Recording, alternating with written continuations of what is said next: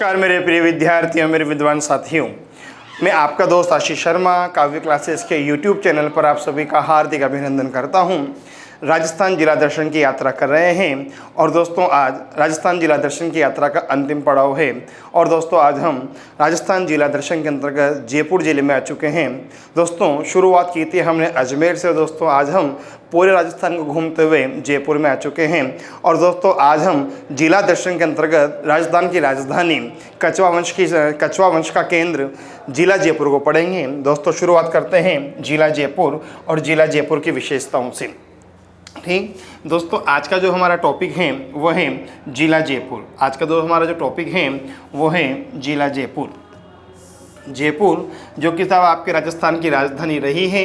जयपुर जो कछवा वंश का क्षेत्र रहा है। जयपुर दोस्तों जिसे हेरिटेज सिटी कहा जाता है, राजस्थान का पेरिस कहा जाता है। ठीक, ऐसे बहुत सारी विशेषताएं हैं जयपुर की दोस्तों जो हमें पढ़नी है आज। ठीक, जिला जयपुर। ठीक दोस्तों, करते हैं शुरू जिला जयपुर से। ठीक, अच्छा फिर बात आती है कि अगर हम जयपुर को पढ़ रहे हैं तो सबसे पहले दोस्तों हम जयपुर के 3 भागों को पढ़ेंगे। जयपुर की कला संस्कृति, जयपुर का भूगोल और जयपुर का इतिहास। सबसे पहले दोस्तों हम जयपुर का इतिहास पढ़ते हैं।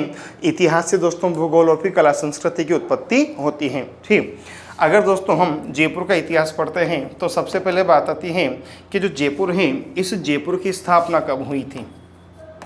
ठीक, सबसे पहले बात आती है कि जो जयपुर है इस जयपुर की स्थापना कब हुई थी। तो आप क्या बताओगे कि जो जयपुर है इसकी स्थापना हुई थी 18 नवंबर 1727 को। जो जयपुर है इसकी स्थापना कब हुई थी? 18 नवंबर 1727 को हुई थी।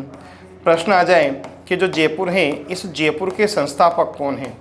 प्रश्न आ जाए कि जयपुर के संस्थापक कौन हैं तो आप क्या बताओगे कि सवाई जयसिंह को जयपुर का संस्थापक कहा जाता है।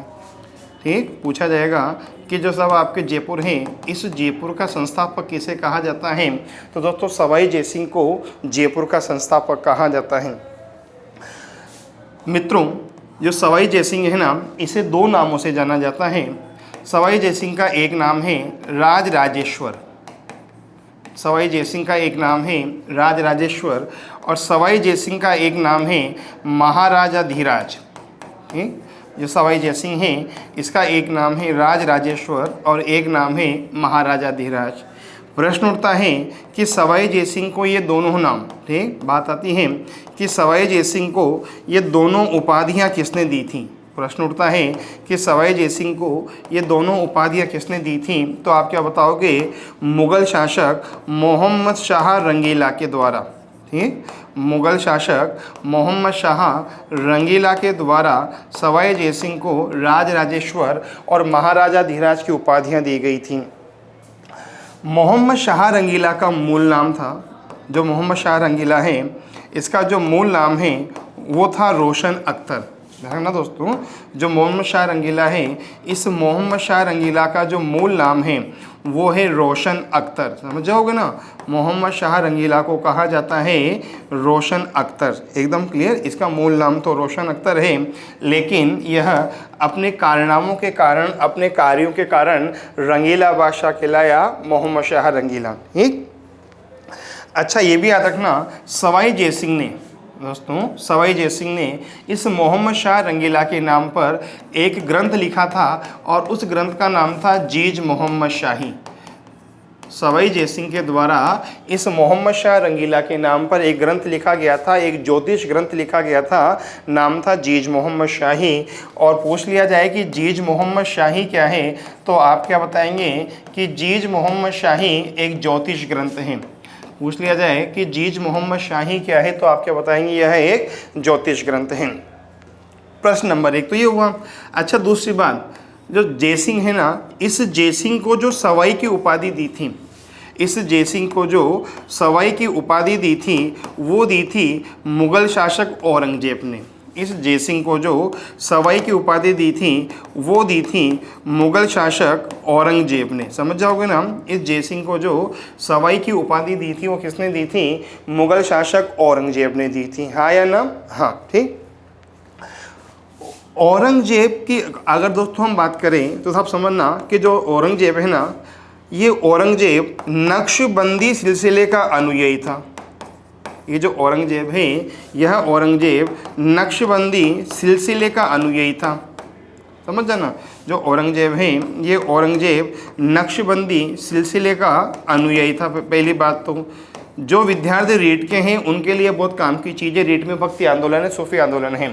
ठीक दोस्तों, पूछा जाएगा कि जो औरंगजेब है, इस औरंगजेब के गुरु का नाम क्या था? मियाँ मासूम। ध्यान रखना, औरंगजेब नक्शबंदी सिलसिले का अनुयायी था और इसके गुरु का नाम क्या था? मियाँ मासूम। औरंगजेब से मैं आपको 4 या 5 बातें बता रहा हूँ और रीट लेवल 2 में साहब आपके एसएस में एसएसटी के अंतर्गत औरंगजेब है, यहाँ से 4 या 5 बातें बता रहा हूँ जो आपके काम की हैं। मुगल शासक नक्शबंदी सिलसिले का अनुयायी था औरंगजेब, इसके गुरु का नाम था मियाँ मासूम। ठीक, और विद्यार्थियों, इस औरंगजेब ने मियाँ मासूम के कहने पर ही, दोस्तों इस औरंगजेब ने मियाँ मासूम के सुझाव पर ही, औरंगजेब ने मियाँ मासूम के सुझाव पर ही हिंदुओं पर जजिया कर लगाया था। समझ ना, इस औरंगजेब ने मियाँ मासूम के सुझाव पर ही हिंदुओं पर जजिया कर लगाया था। और जजिया कर का मतलब होता है हिंदुओं पर लगाया गया तीर्थ यात्रा कर या धार्मिक कर, क्या कहलाता है? जजिया कर कहलाता है। ठीक, और औरंगजेब ने इस मियाँ मासूम के कहने पर ही हिंदुओं पर जजिया कर लगाया था। अगर औरंगजेब की ओर बात करें तो एक प्रश्न बनता है कि वह कौन सा मुगल शासक है जिसके शासनकाल में, जिसके दरबार में सर्वाधिक हिंदू मनसबदार रहा करते थे? वह कौन सा मुगल शासक है जिसके दरबार में सर्वाधिक हिंदू मनसबदार रहा करते थे? तो आपका आंसर होगा औरंगजेब। ठीक, वह मुगल शासक जिसके दरबार में सर्वाधिक हिंदू मनसबदार रहा करते थे, वह मुगल शासक जिसके दरबार में सर्वाधिक हिंदू मनसबदार रहा करते थे। तो आंसर क्या होगा? औरंगजेब होगा। एकदम क्लियर। एक बार फिर समझना, जिला है जयपुर, स्थापना हुई थी 18 नवंबर 1727 को। करने वाले थे सवाई जयसिंह। जयसिंह को राजराजेश्वर और महाराजा धीराज कहा था मोहम्मद शाह रंगीला ने। मोहम्मद शाह रंगीला का मूल नाम था रोशन अख्तर। जयसिंह ने मोहम्मद शाह रंगीला के नाम पर जीज मोहम्मद शाही की रचना की थी, जो कि एक ज्योतिष ग्रंथ था। जयसिंह को सवाई की उपाधि दी थी औरंगजेब ने। औरंगजेब नक्शबंदी सिलसिले का अनुयायी था, मियाँ मासूम का शिष्य था। मियाँ मासूम के सुझाव पर ही औरंगजेब ने जजिया कर लगाया था और औरंगजेब के दरबार में सर्वाधिक हिंदू मनसबदार रहा करते थे। ध्यान रखना, औरंगजेब से प्रश्न बाहर नहीं जाएगा। वह मुगल शासक जो चित्रकला और संगीत कला का विरोधी था, कौन था दोस्तों? आपके औरंगजेब। समझ है ना? ठीक दोस्तों, जब पढ़ ही रहे हैं तो थोड़ा थोड़ा सा पढ़ लेते हैं, काम की बात है, व्यर्थ नहीं जाएगा। ये औरंगजेब, ठीक, इस औरंगजेब के द्वारा एक तो संगीत कला पर, ठीक समझना दोस्तों, जो औरंगजेब है, इस औरंगजेब ने एक तो संगीत और चित्रकला पर प्रतिबंध लगाया था। जो औरंगजेब है, इस औरंगजेब ने संगीत और चित्रकला पर प्रतिबंध लगाया था। ये इनका बहुत बड़ा विरोधी था।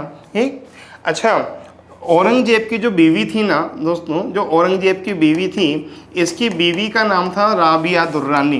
ध्यान रखना, जो औरंगजेब है इसकी बीवी का नाम था राबिया दुर्रानी।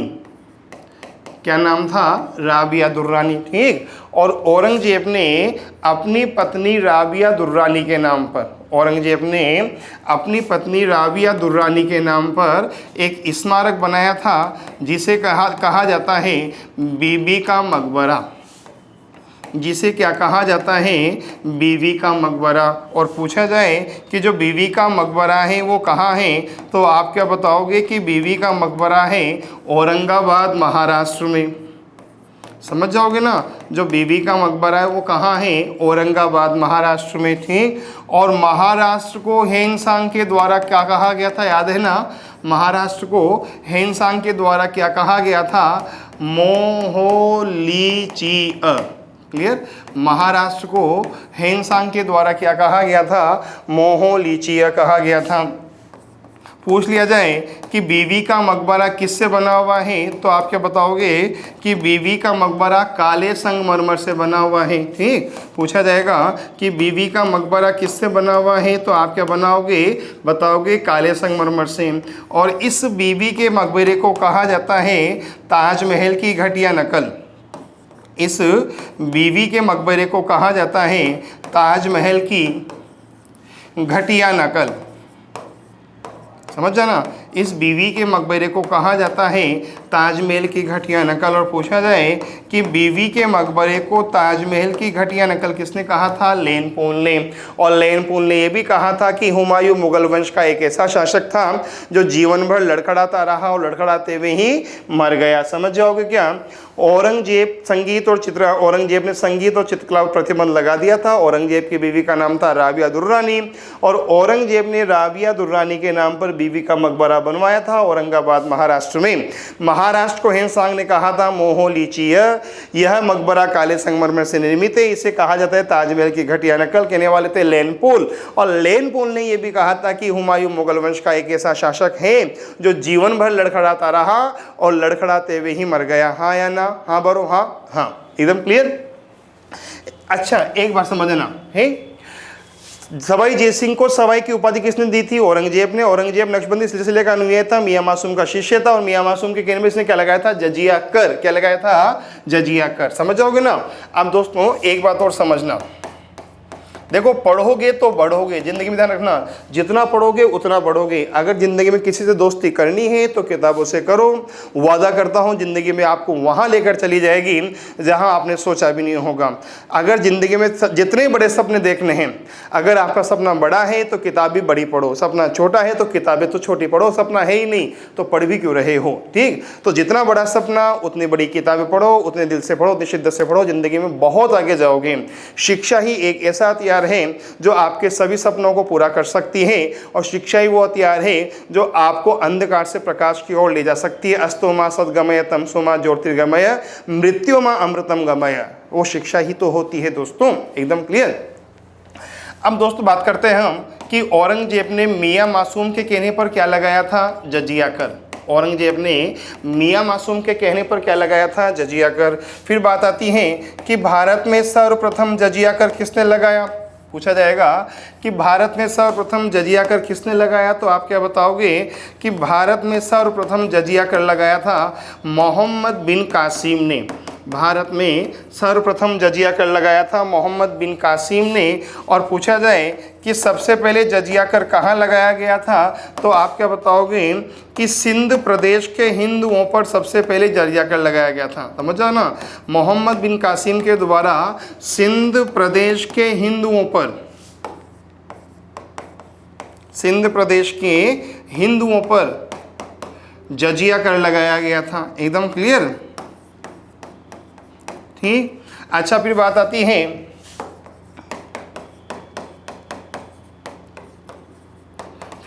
है कि जब सिंध प्रदेश के हिंदुओं पर जजिया कर लगाया गया था तो सब आपके मोहम्मद बिन कासिम ने किस शासक को पराजित करके सिंध पर अधिकार किया था, तो आप क्या बताओगे कि मोहम्मद बिन कासिम ने दाहिर को पराजित करके आपके सिंध पर अधिकार किया था, और फिर सिंध के हिंदुओं पर जजिया कर लगाया गया था। ठीक, इस दाहिर की पत्नी का नाम था दोस्तों, जो दाहिर है ना, इस दाहिर की जो पत्नी थी उसका नाम था देवल रानी।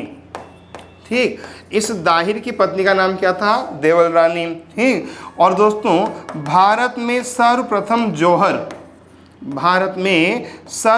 जौहर करने वाली महिला कौन थी, देवल रानी। समझोगे ना, भारत में सर्वप्रथम जौहर करने वाली महिला कौन थी, देवल रानी। और पूछा जाए कि ब्राह्मणों पर जजिया कर किसने लगाया था। क्लियर, देखो भारत में जजिया कर किसने लगाया था, तो आप क्या बताओगे, मोहम्मद बिन कासिम ने। और पूछ लिया जाए कि ब्राह्मणों पर जजिया कर किसने लगाया था, तो आपका आंसर होगा फिरोज तुगलक ने। समझ जाओगे ना।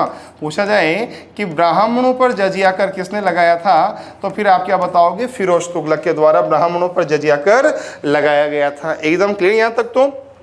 ठीक, अगर यहाँ तक दोस्तों कोई डाउट हो तो पूछ लीजिए आप। ठीक, अच्छा दोस्तों फिर देखो मैंने एक बात और कही है। ठीक, एक बात और कही है, समझना। मैंने क्या कहा कि साहब आपके औरंगजेब नक्शबंदी सिलसिले का अनुयायी था। किसका अनुयायी था? नक्शबंदी सिलसिले का अनुयायी था ना भैया? ठीक, तो एक बात और समझना थोड़ी सी। देखिए ये नक्शबंदी सिलसिला,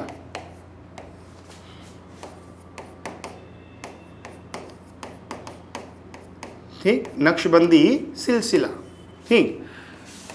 दो बातें पूछा जाए कि नक्शबंदी सिलसिले का संस्थापक कौन है, तो आप क्या बताओगे? बहाउद्दीन नक्शबंदी। पूछ लिया जाए कि नक्शबंदी सिलसिले का संस्थापक कौन है, तो आप क्या बताओगे? बहाउद्दीन नक्शबंदी, ठीक। और पूछा जाए कि भारत में नक्शबंदी सिलसिले का संस्थापक कौन है, तो आप क्या बताओगे? ख्वाजा बाकी बिल्लाह, ठीक। अगर भारत की बात आए तो ख्वाजा बाकी बिल्लाह। और पूछा जाए कि वास्तव में नक्शबंदी सिलसिले का मूल संस्थापक कौन है, तो बहाउद्दीन नक्शबंदी। कौन है दोस्तों? बहाउद्दीन नक्शबंदी है। एकदम क्लियर किया, ठीक। अब अगली बात करते हैं। फिर बात आती है कि जो जयपुर है, इस जयपुर का वास्तुकार कौन था? प्रश्न उठता है कि जो जयपुर है, इस जयपुर का वास्तुकार कौन था?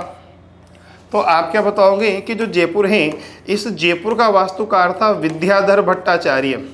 समझ जाओगे ना दोस्तों? जो जयपुर है, इस जयपुर का वास्तुकार कौन था? विद्याधर भट्टाचार्य। समझ जाओगे क्या? जयपुर का वास्तुकार कौन था? विद्याधर भट्टाचार्य, ठीक। प्रश्न उठता है कि विद्याधर भट्टाचार्य कौन थे? क्लियर बात आती है कि विद्याधर भट्टाचार्य कौन थे, तो आप क्या बताओगे कि विद्याधर भट्टाचार्य एक बंगाली ब्राह्मण थे, ठीक। पूछ लिया जाए कि विद्याधर भट्टाचार्य कौन थे, तो आप क्या बताओगे कि विद्याधर भट्टाचार्य एक बंगाली ब्राह्मण थे। एकदम क्लियर। अच्छा, फिर बात आती है कि जो जयपुर शहर का नक्शा है, देखो दोस्तों, फिर बात आती है कि जो जयपुर शहर का नक्शा है वो किस पुस्तक से लिया गया है, ठीक। बात आती है कि जो जयपुर शहर का नक्शा है वो किस पुस्तक से लिया गया है, ठीक।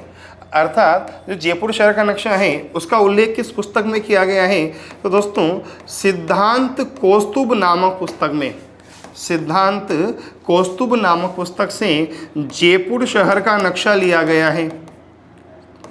सिद्धांत कौस्तुभ नामक पुस्तक से जयपुर शहर का नक्शा लिया गया है। समझ जाओगे ना? सिद्धांत कौस्तुभ नामक पुस्तक से जयपुर शहर का नक्शा लिया गया है मेरे प्रिय विद्यार्थियों, मेरे विद्वान साथियों, ठीक। फिर प्रश्न उठता है कि जयपुर शहर की बनावट का आधार क्या है, ठीक। इसकी बनावट किस आधार पर की गई है? दोस्तों ध्यान रखना, जयपुर शहर की बनावट 9 वर्गों में की गई है, ठीक। जयपुर शहर की बनावट 9 वर्गों के आधार पर की गई है। जयपुर शहर की बनावट 9 वर्गों के आधार पर की गई है, ठीक। और चूंकि जयपुर शहर की बनावट 9 वर्गों के आधार पर की गई है, इसीलिए जयपुर को कहा जाता है 9 चौकड़ियों का शहर, ठीक। इसलिए जयपुर को कहा जाता है 9 चौकड़ियों का शहर।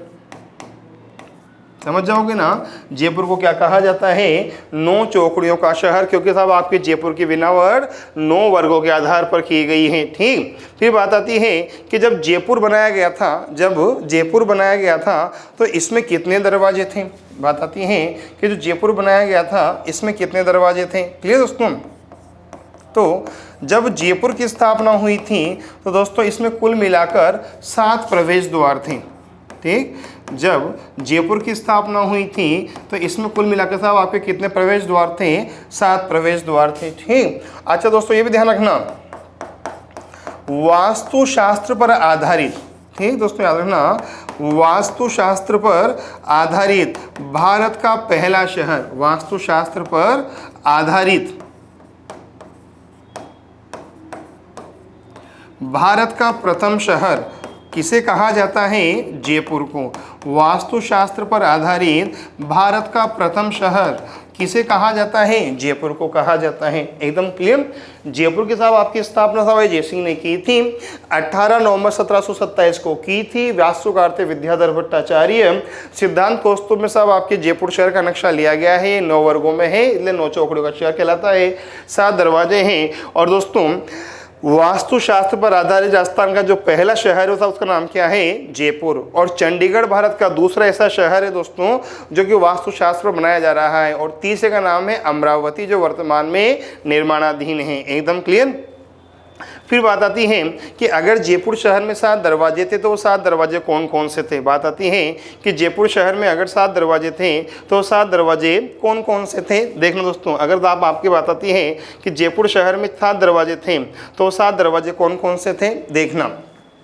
ठीक, अगर हम 7 दरवाजों की बात करते हैं तो दोस्तों जो पहला दरवाजा था उसका नाम था ध्रुवपोल। पहले दरवाजे का नाम क्या था? ध्रुवपोल। ठीक, दूसरे का नाम था घाट गेट या घाट द्वार। ठीक, तीसरे का नाम था अजमेरी द्वार। ठीक, चौथे का नाम था आपके चांदपोल। ठीक, पांचवे का नाम था आपके सूरजपोल। छठे का नाम था सांगानेरी पोल। ठीक, और दोस्तों 7वें का नाम था न्यू सांगानेरी पोल। समझ जाओगे ना? ये हैं जयपुर शहर के 7 दरवाजे, Dhruvpol, Ghat gate, new gate, Sanganeri gate. एकदम क्लियर। अजमेरी गेट, चांदपोल, सूरजपोल। एकदम क्लियर। अच्छा दोस्तों ये भी ध्यान रखना कि जब जयपुर बनाया गया था ना तो दोस्तों उस समय जयपुर में 3 चौपड़ थी। क्लियर। जब जयपुर शहर बनाया गया था तो 9 वर्गों में बनाया गया था, 7 प्रवेश द्वारों के बीच में बनाया गया था और 3 चौपड़ में बनाया गया था। 9 तो थे वर्ग, 9 वर्ग मतलब 9 भागों में बनाया गया था। ठीक, 7 दरवाजों के बीच में बनाया गया था और 3 चौपड़ के बीच में बनाया गया था। समझना दोस्तों, जब जयपुर बनाया गया था उस समय साहब आपकी यहाँ 3 चौपड़ बनाई गई थी। और दोस्तों इन 3 में से सब आपके एक चौपड़ है बड़ी चौपड़, एक छोटी चौपड़ और एक बिचली चौपड़। एकदम क्लियर, ध्यान रखना। अगली बात। ठीक, अच्छा भी बात आती है कि जब जयपुर की स्थापना हुई थी, प्रश्न उठता है कि जब जयपुर की स्थापना हुई थी उस समय कौन सा यज्ञ किया गया था? ठीक, जब जयपुर की स्थापना हुई थी उस समय एक यज्ञ किया गया था और पूछा जाएगा कि उस यज्ञ का नाम क्या था। ठीक, तो आप क्या बताओगे कि जब जयपुर की स्थापना हुई थी उस समय आपके एक यज्ञ किया गया था और यज्ञ का नाम था सम्राट यज्ञ। जयपुर की स्थापना के समय एक यज्ञ किया गया था, नाम क्या था? सम्राट यज्ञ। और पूछा जाएगा कि सम्राट यज्ञ किसके द्वारा किया गया था? तो आप क्या बताओगे कि जो सम्राट यज्ञ है ये जगन्नाथ सम्राट ने किया था। जो सम्राट यज्ञ है ये जगन्नाथ सम्राट ने किया था। ठीक, और जगन्नाथ सम्राट सवाई जयसिंह के आध्यात्मिक गुरु थे। जगन्नाथ सम्राट सवाई जयसिंह के आध्यात्मिक गुरु थे। समझ जाओगे ना दोस्तों, जो जगन्नाथ सम्राट है ये जगन्नाथ सम्राट सवाई जयसिंह के आध्यात्मिक गुरु थे। एकदम क्लियर किया? ठीक। अच्छा, तो एक बात और ध्यान रखना मेरे विद्यार्थियों, समझिए, ये हमारा जयपुर। ठीक, ये हमारा जयपुर।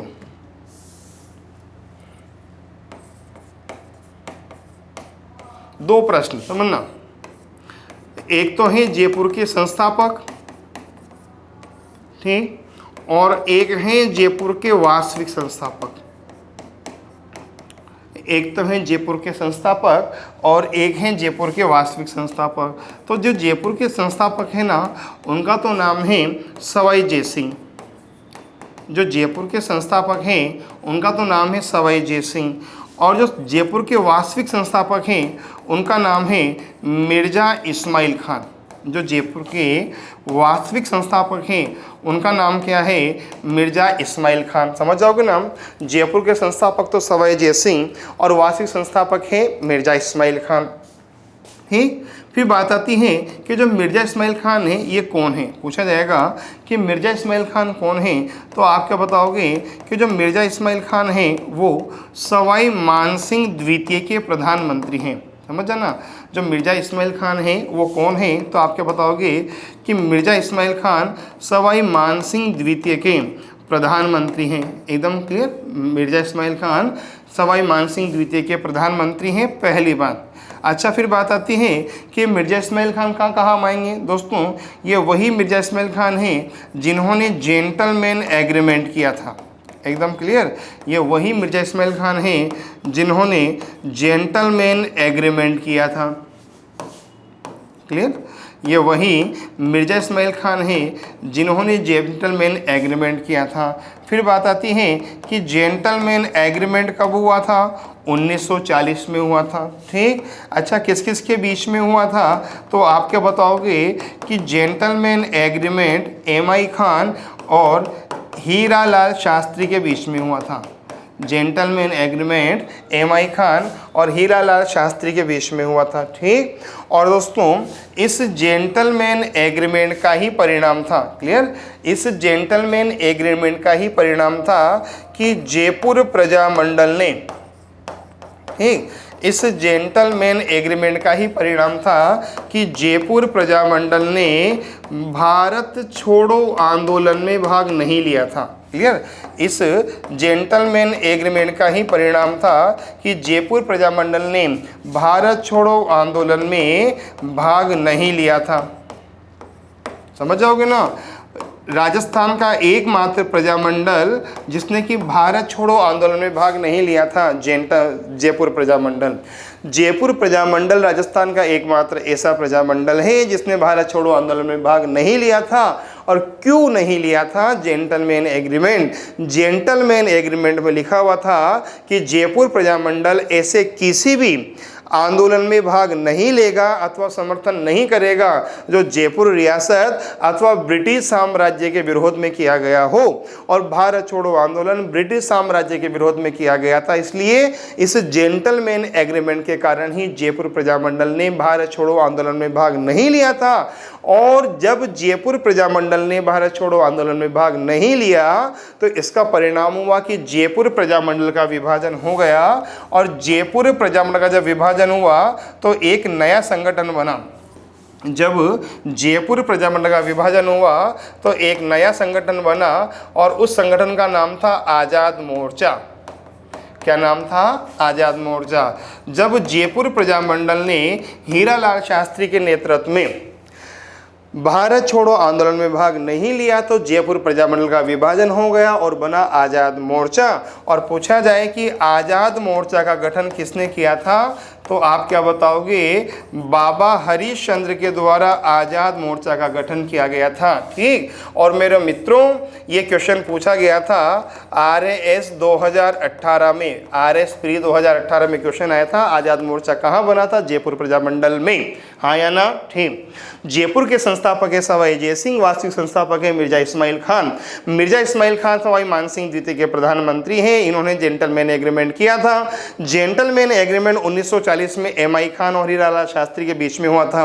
जेंटलमैन एग्रीमेंट के परिणाम स्वरूप ही जयपुर प्रजामंडल ने भारत छोड़ो आंदोलन में भाग नहीं लिया था। और इसी के कारण साहब आपके दोस्तों जयपुर प्रजामंडल दो भागों में डिवाइड हो गया था। एक तो हीरा लाल शास्त्री वाला प्रजामंडल और एक बाबा हरिश्चंद्र वाला प्रजामंडल। बाबा हरिश्चंद्र वाला जो प्रजामंडल था वो कहलाया आज़ाद मोर्चा, RAS 2018। हाँ या ना भैयाओ? हाँ बरोरे भैयाओ? हाँ एकदम क्लियर? यहाँ तक अगर दोस्तों यहाँ तक कोई डाउट हो तो पूछ लीजिए, नहीं है? ठीक, फिर बात आती है कि जो जयपुर है इस जयपुर की तुलना हम किससे कर सकते हैं? ठीक, बात आती है कि जो जयपुर है इस जयपुर की तुलना हम किससे कर सकते हैं? सब समझना दोस्तों, जयपुर की तुलना, भाई दोस्तों हमारी कैपिटल है तो मैं पता तो होना चाहिए ना भाई, जयपुर की तुलना। तो साहब समझना, जो जयपुर है ना इसकी तुलना हम 3 आधारों पर करेंगे। ठीक, पहला आधार होगा आकर्षण।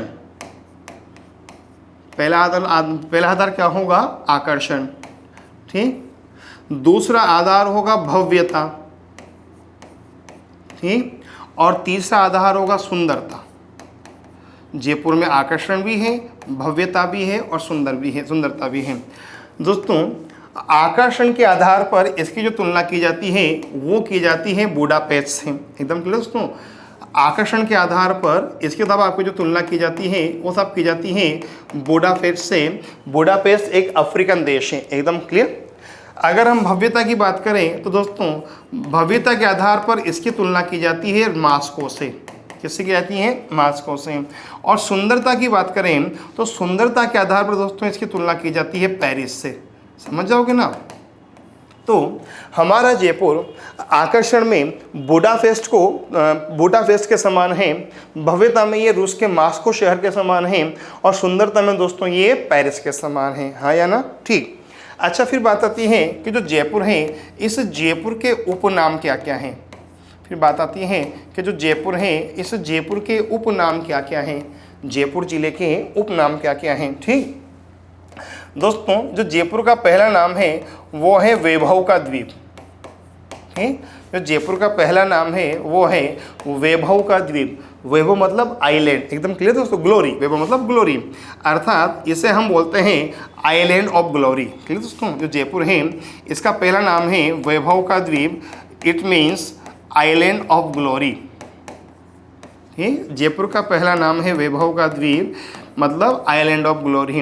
और पूछा जाएगा कि इसे आइलैंड ऑफ ग्लोरी किसने कहा था, तो आप क्या बताओगे? इसे सीवी रमन के द्वारा आइलैंड ऑफ ग्लोरी कहा गया था। दोस्तों, जो जयपुर है ना, इस जयपुर का दूसरा नाम है नगरों की पटरानी।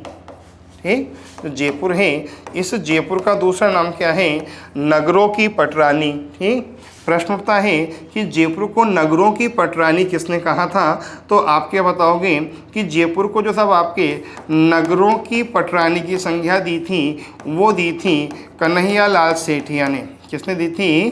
कन्हैया लाल सेठिया ने। और कन्हैया लाल सेठिया कहाँ के थे? हम पढ़ चुके हैं अच्छी तरह। कहाँ के थे भैया? सुजानगढ़। क्लियर। और सुजानगढ़ कहाँ आता है? चूरू में आता है, ये वहाँ के थे।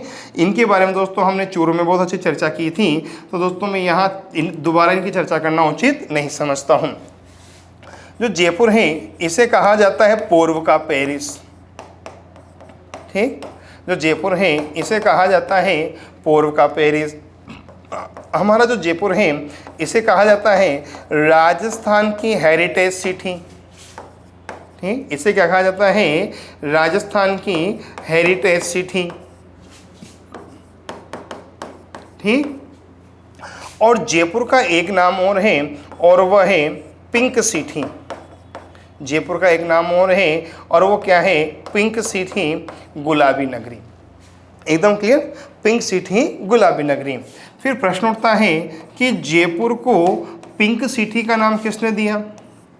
ठीक, सबसे पहले प्रश्न उठता है कि साहब जो जयपुर है इस जयपुर को गुलाबी रंग में किसने रंगवाया? जो जयपुर है इसे गुलाबी रंग में किसने रंगवाया? ठीक, तो आप क्या बताओगे कि जयपुर को जो गुलाबी रंग में रंगवाया वो रंगवाया था सवाई राम सिंह द्वितीय ने। जयपुर को जो गुलाबी रंग में रंगवाया वो रंगवाया था सवाई राम सिंह द्वितीय ने 1868 में। कब रंगवाया था? 1868 में। एकदम क्लियर, पहली बात। दूसरी बात आती है कि जयपुर को जो गुलाबी रंग का नाम दिया, ठीक दोस्तों, जो जयपुर को पिंक सिटी का नाम दिया। फिर बात आती है कि जयपुर को जो पिंक सिटी का नाम दिया वो किसने दिया? प्रश्न उठता है कि जयपुर को पिंक सिटी का नाम किसने दिया, तो आप क्या बताओगे कि जो जयपुर को पिंक सिटी का नाम दिया वो दिया स्टैनले रीड ने। किसने दिया? स्टैनले रीड ने। और पूछा जाए कि जयपुर को पिंक सिटी का नाम कब दिया गया, किस किताब में दिया गया, तो आप क्या बताओगे? The royal town of India में। किस में दिया गया? The royal town of India में। The royal town of India किताब में जयपुर को पिंक सिटी का नाम दिया था स्टैनले रीड ने। एकदम क्लियर।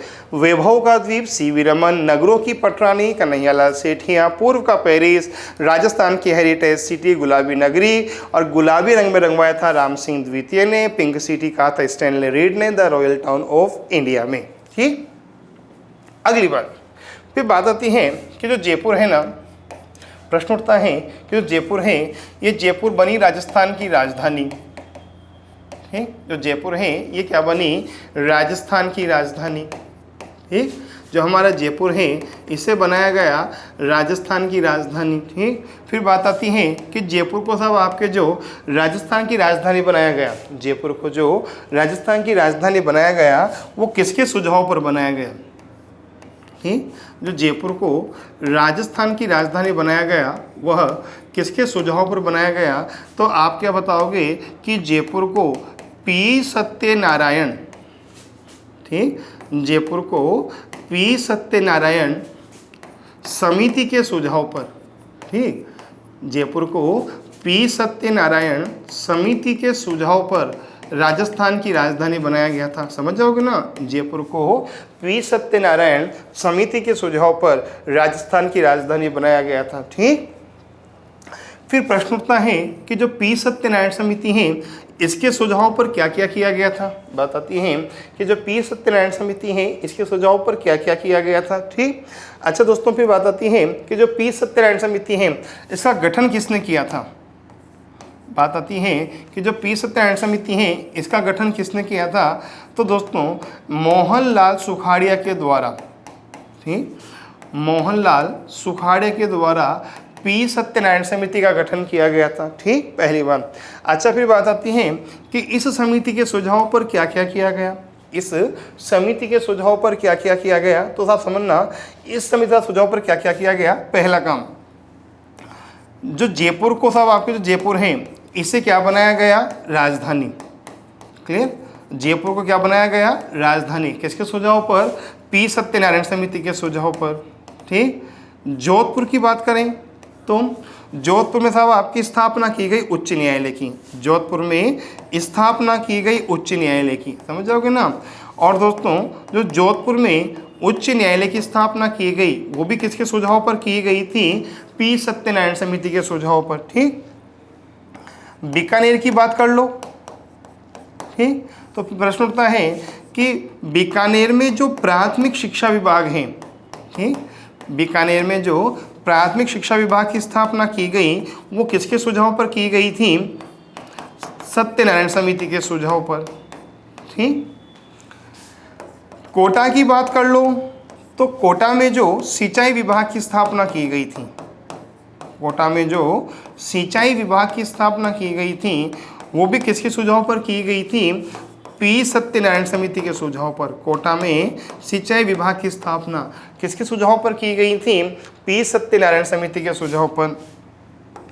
उदयपुर को ले लो तो उदयपुर में जो कृषि विभाग है, ठीक, उदयपुर में जो कृषि विभाग है इस कृषि विभाग की जो स्थापना, उदयपुर में जो खनिज विभाग है, उदयपुर में जो खनिज विभाग है, ठीक, कृषि तो दोस्तों भरतपुर में है, समझना।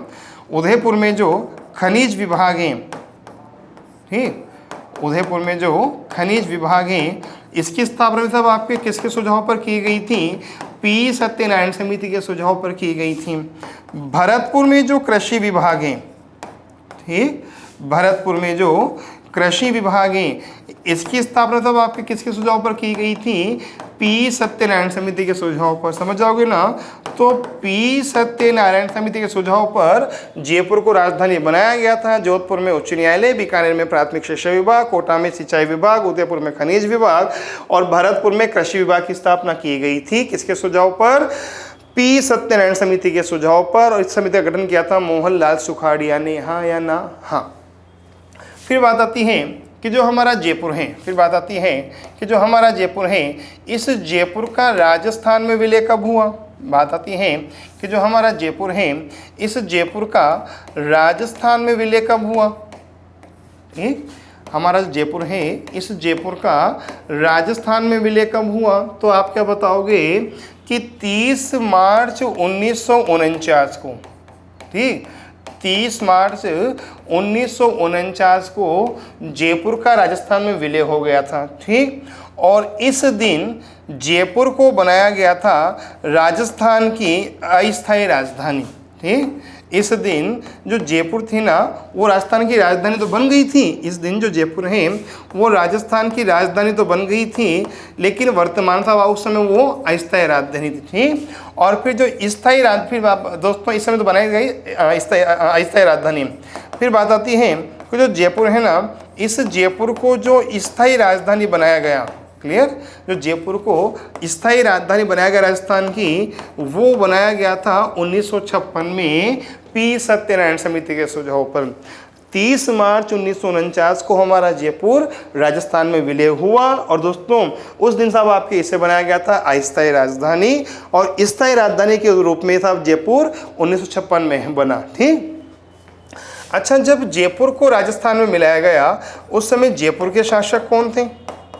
ठीक, जब जयपुर को राजस्थान में मिलाया गया उस समय जयपुर के शासक कौन थे? तो आप क्या बताओगे कि जब जयपुर को राजस्थान में मिलाया गया उस समय जयपुर के शासक थे सवाई मानसिंह द्वितीय।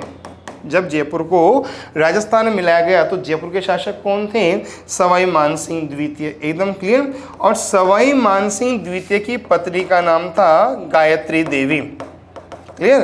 जो सवाई मानसिंह द्वितीय हैं इनकी पत्नी का नाम था गायत्री देवी। ठीक, क्या नाम था? गायत्री देवी। ठीक, और अगली बात दोस्तों साहब समझना कि गायत्री देवी की एक किताब भी है, क्लियर।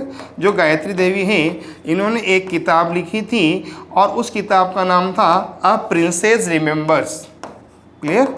इनकी एक किताब थी और उनकी किताब का नाम था अ प्रिंसेस रिमेंबर्स। समझ जाओगे ना, ये इनकी किताब है। हम जब जयपुर जिले का दूसरा वीडियो पढ़ेंगे ना उस समय गायत्री देवी पर विस्तार से चर्चा करेंगे। इस वीडियो में दोस्तों केवल मैं जयपुर का परिचय दे रहा हूँ। जयपुर बड़ा है इसलिए दोस्तों इसको तो बड़े विस्तार के साथ पढ़ना पड़ेगा, इतनी आसानी से सब आपको पढ़ना पॉसिबल नहीं होगा, एकदम क्लियर।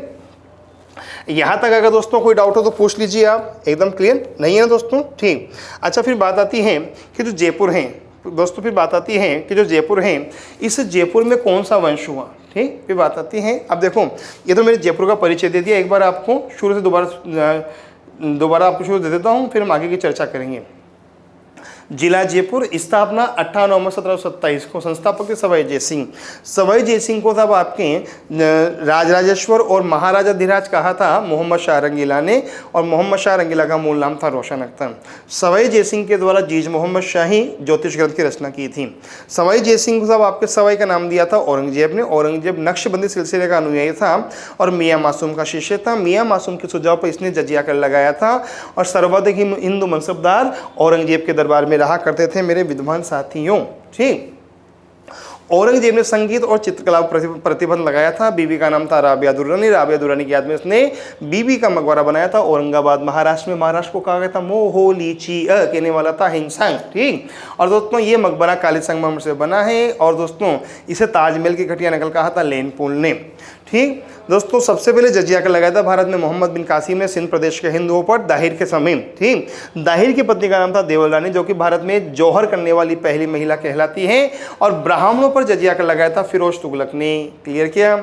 औरंगजेब नक्शबंदी सिलसिले का अनुयायी था। संस्थापक थे बहाउद्दीन नक्शबंदी। भारत में थे ख्वाजा बाकी बिल्लाह। जयपुर के वास्तुकार विद्याधर भट्टाचार्य बंगाली ब्राह्मण थे। नक्शा सिद्धांत कौस्तुभ से लिया गया है। बनावट 9 वर्गों के आधार पर 9 चौकियों का शहर कहलाता है। 7 प्रवेश द्वार, Dhruvpol, Ghat gate, Ajmer gate, Chandpol, Surajpol, Sanganer gate और न्यू सांगानेरी गेट। हाँ या ना? हाँ, ठीक। और दोस्तों वास्तुशास्त्र आधारित भारत का पहला शहर है जयपुर। 3 चौपड़ है। जयपुर की स्थापना था आपके, जब जयपुर की स्थापना हुई तो यज्ञ किया गया था। कौन सा सम्राट यज्ञ करने वाला कौन था? जगन्नाथ सम्राट जो कि जयसिंह के आध्यात्मिक गुरु थे। क्लियर। जयपुर के संस्थापक थे सवाई जयसिंह। वास्तविक संस्थापक थे मिर्जा इस्माइल खान। मिर्जा इस्माइल खान सवाई मानसिंह के प्रधानमंत्री थे और दोस्तों इन्होंने जेंटलमैन एग्रीमेंट किया था 1940 में हीरालाल शास्त्री के साथ। ठीक, और इसी का परिणाम था भारत छोड़ो आंदोलन, हम चर्चा कर चुके हैं।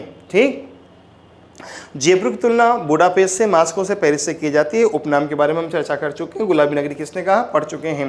राजधानी कैसे बनी? हम पढ़ चुके हैं दोस्तों। यहाँ तक कोई डाउट नहीं। ठीक, अब हम दोस्तों जयपुर का इतिहास पढ़ते हैं। ठीक, अब हम पढ़ते हैं जयपुर का इतिहास।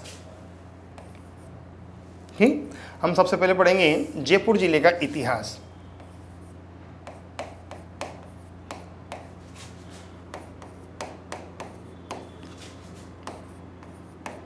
जयपुर का इतिहास।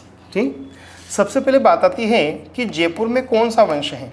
बात आती है कि जयपुर में कौन सा वंश है, तो आप क्या बताओगे कि जयपुर में कछवाहा वंश है। समझ जाओगे ना, जयपुर में कौन सा वंश है, तो आप क्या बताओगे कि जयपुर में कछवाहा वंश है। ठीक, फिर प्रश्न उठता है कि जो कछवाहा वंश है, इस कछवाहा वंश के संस्थापक कौन हुए।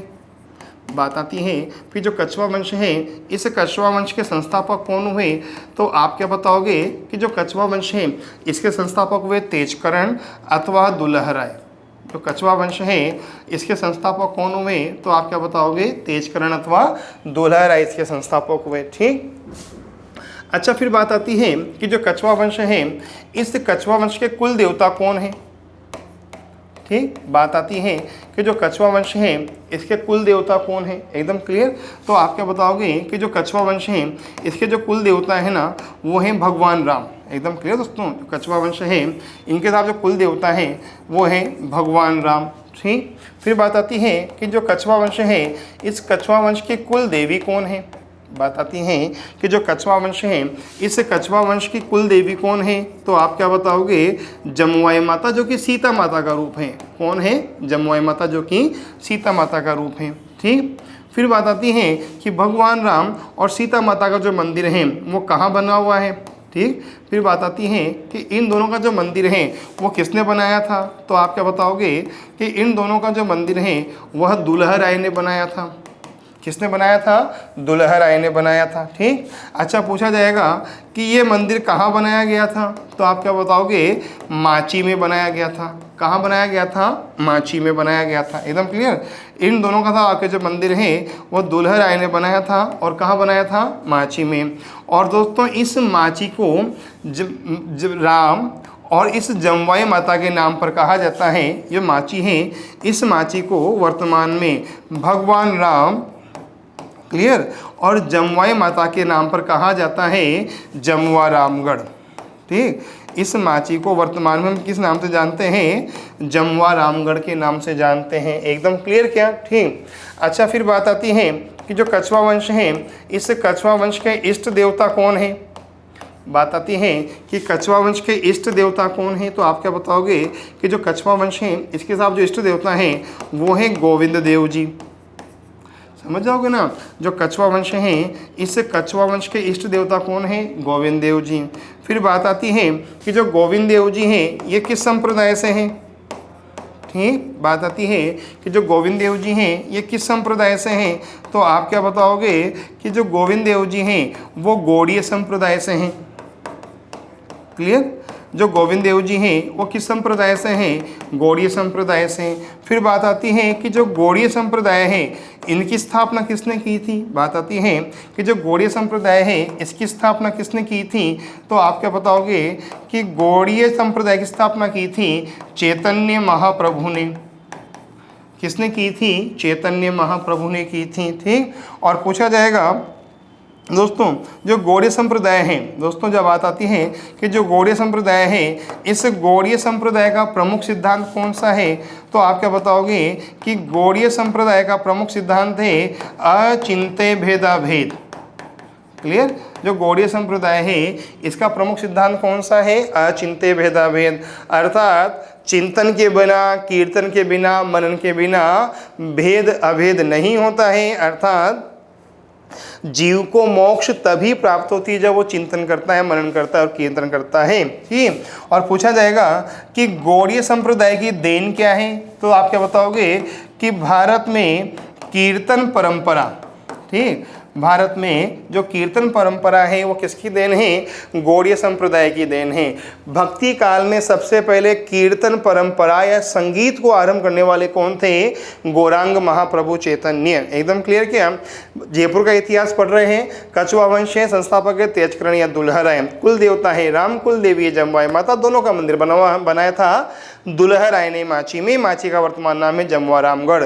इष्ट देवता हैं गोविंद देव जी। गोविंद देव जी गौड़ीय संप्रदाय से हैं। और दोस्तों गौड़ीय संप्रदाय की स्थापना की थी गौरांग महाप्रभु चैतन्य ने, और चैतन्य के द्वारा सिद्धांत दिया गया था अचिंत्य भेदाभेद। और दोस्तों भक्ति काल में कीर्तन परंपरा को आरंभ करने का श्रेय दिया जाता है गौरांग महाप्रभु चैतन्य को। इन्हें कृष्ण का अवतार माना जाता है। ठीक, अच्छा, फिर बात आती है कि दोस्तों जो कछवाहा वंश है वो किसका अनुयायी है। क्लियर, फिर बात आती है कि जो कछवाहा वंश है वो किसका अनुयायी है। ठीक। तो आपका बताओगे कि जो कछवा शासक हैं वो गौड़ीय संप्रदाय के अनुयायी हैं, समझ जाओगे ना। पूछा जाएगा कि जो कछवा शासक हैं वो किसके अनुयायी हैं, तो आप क्या बताओगे कि कछवा शासक गौड़ीय संप्रदाय के अनुयायी हैं। जो कछवा शासक हैं वो किसके अनुयायी हैं, तो आप क्या बताओगे कि कछवा शासक गौड़ीय संप्रदाय के अनुयायी हैं। हाँ या ना? हाँ, एकदम क्लियर ना, तो अपने लाइफ में है ही नहीं। ठीक दोस्तों, फिर आप बात ध्यान रखना, अगली बात फिर बात आती है कि जो कछवा वंश है, इस कछवा वंश की कुल देवी का नाम क्या है। बात आती है कि जो कछवा वंश है, इस कछवा वंश की कुल देवी का नाम क्या है, तो आप क्या बताओगे कि जो कछवा वंश है इसकी जो कुल देवी है, सॉरी इष्ट देवी, एकदम क्लियर दोस्तों, जो कछवा वंश है इस कछवा वंश की इष्ट देवी का नाम क्या है। कुल देवी तो हम पढ़ चुके हैं। फिर बात आती है कि कछवा वंश की इष्ट देवी का नाम क्या है, तो आप क्या बताओगे कि कछवा वंश की इष्ट देवी का नाम है शीला देवी। जो कछवा वंश है इसकी इष्ट देवी का नाम क्या है, शीला देवी। ठीक। फिर बात आती है कि जो साहब शीला देवी हैं, बात आती है कि जो शीला देवी है इनका मंदिर किसने बनाया था। ठीक। बात आती है कि जो शीला देवी है इनका मंदिर किसने बनाया था, तो आप क्या बताओगे कि जो शीला देवी है इनका मंदिर बनाया था मानसिंह प्रथम ने। किसने बनाया था, मानसिंह प्रथम ने। ठीक। अच्छा, पूछा जाए कहाँ बनाया था, तो आप क्या बताओगे कि इनका मंदिर बनाया गया था आमेर के जलेब चौक में। क्लियर। पूछ लिया जाए कि इनका मंदिर कहाँ बनाया गया था, तो आप क्या बताओगे कि इनका मंदिर बनाया गया था आमेर के जलेब चौक में। एकदम क्लियर, दो बातें। ठीक। अच्छा, फिर बात आती है कि जो सब शीला देवी की प्रतिमा है ये कहाँ से लाई गई थी, तो आप क्या बताओगे कि शीला देवी की प्रतिमा पूर्वी बंगाल से लाई गई थी। ठीक। पूछा जाएगा कि शीला देवी की प्रतिमा कहाँ से लाई गई थी, तो आप क्या बताओगे कि शीला देवी की प्रतिमा पूर्वी बंगाल से लाई गई थी। एकदम क्लियर। और बात आ जाए कि उस समय पूर्वी बंगाल का शासक कौन था। ठीक। बात आ जाए कि उस समय पूर्वी बंगाल का शासक कौन था, केदार। कौन था, केदार। और पूछा जाए कि केदार की राजधानी का नाम क्या था, केदार की राजधानी का नाम क्या था, तो आप क्या बताओगे कि केदार की राजधानी का नाम था टुंडा। क्या नाम था, टुंडा। ठीक। और दोस्तों मानसिंह ने इस टुंडा का नाम, ठीक, मानसिंह ने इस टुंडा का नाम रख दिया था अकबर नगर। मानसिंह के द्वारा इस टुंडा का नाम क्या रख दिया गया था, अकबर नगर रख दिया गया था। समझ जाओगे ना। इष्ट देवी है शीला देवी, मंदिर बनाया था मानसिंह ने आमेर के जलेब चौक में, पूर्वी बंगाल से प्रतिमा लाई गई थी। और दोस्तों पूर्वी बंगाल का शासक था उस समय केदार। केदार की राजधानी का नाम था टुंडा। टुंडा दोस्तों आपके, और टुंडा का नाम रख दिया था अकबर नगर। किसने, अकबर ने, सॉरी मानसिंह ने। एकदम क्लियर क्या। फिर बात आती है कि जो कछवा शासक हैं दोस्तों, फिर बात आती है कि जो कछवा शासक हैं इन कछवा शासकों का आदर्श वाक्य क्या है। बात आती है कि जो कछवा शासक हैं इनका आदर्श वाक्य क्या है, तो आप क्या बताओगे कि इनका आदर्श वाक्य है यत्र धर्मस्तु विजयते। पूछा जाएगा कि जो कछवा शासक हैं इनका आदर्श वाक्य क्या है, तो आप क्या बताओगे कि इनका आदर्श वाक्य है यत्र धर्मस्तु विजयते। ठीक। इनका आदर्श वाक्य है यत्र धर्मस्तु विजयते, मतलब जहाँ धर्म होता है वहीं विजय होती है। ठीक। फिर बात आती है कि जो कछवा शासक हैं इनका ध्वज कितने रंग का होता है, तो आप क्या बताओगे कि इनका ध्वज 5 रंग का होता है। ठीक। अच्छा, पूछा जाएगा कि जो कछवा शासक हैं इनके स्मारक कहाँ बने हुए हैं। जो कछवा शासक हैं इनके स्मारक कहाँ बने हुए हैं, तो आप क्या बताओगे कि इनके स्मारक बने हुए गेटोर में। कहाँ बने हुए हैं, गेटोर में। एकदम क्लियर। इनके जो स्मारक है वो कहाँ बने हुए हैं, गेटोर में। ठीक। अच्छा दोस्तों, एक बात और ध्यान रखना, जयपुर में जितने भी शासक हुए ना उन सबके स्मारक कहाँ हैं, गेटोर में हैं। क्लियर। किंतु ईश्वरी सिंह को छोड़कर, एकदम क्लियर दोस्तों, जयपुर में जितने भी शासक हुए हैं उनके स्मारक कहाँ हैं, गेटोर में। क्लियर। लेकिन गेटोर में सब आपके एक व्यक्ति का स्मारक नहीं है, ईश्वरी सिंह का। ठीक। अर्थात गेटोर के स्मारकों में एक शासक का स्मारक नहीं है, ईश्वरी सिंह का।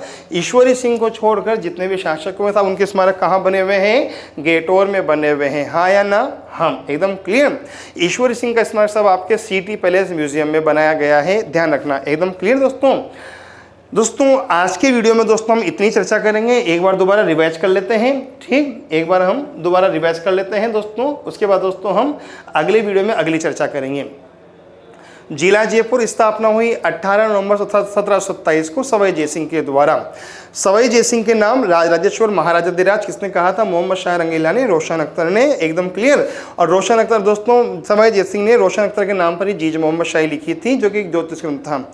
सवाई की उपाधि औरंगजेब ने दी थी। औरंगजेब नक्शबंदी सिलसिले का अनुयायी था। गुरु का नाम था मियाँ मासूम, और मियाँ मासूम के सुझाव पर लगाया था जजिया कर। और भारत में सबसे पहले जजिया कर लगाया था मोहम्मद बिन कासिम ने, सिंध प्रदेश के हिंदुओं पर दाहिर को हराकर। दाहिर की पत्नी का नाम था देवल रानी, और देवल रानी भारत में जोहर करने वाली पहली महिला थी। जबकि भारत में सबसे पहले ब्राह्मणों पर जजिया कर लगाया था फिरोज तुगलक ने, एकदम क्लियर।